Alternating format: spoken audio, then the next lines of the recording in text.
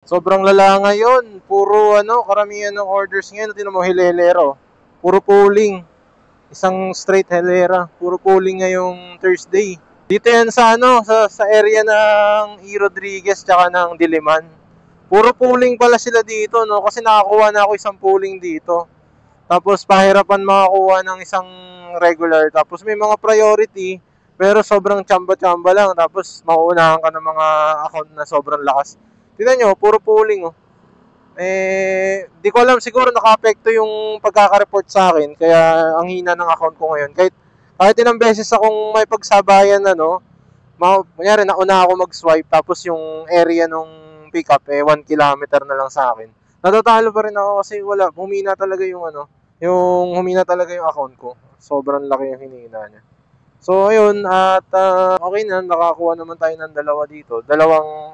Isang regular tsaka isang pooling. Parang lang din pangbawi lang sa gas, halos. Kasi, ayun.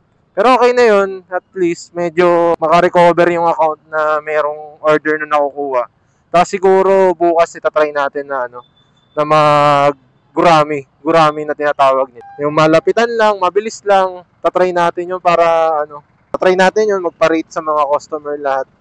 After ng order, paparate tayo. So, para, di ba, para makarecover yung account. So, yun lang ang ganap ngayong araw na to. At sobrang daming pooling. May regular man, mabilis makuha dahil ang daming mga malalakas ng account. Di ko alam, basta siguro nagkataon lang, humina account ko ngayon. Di talaga ako makakuha. Ang hirap. So, yun lang.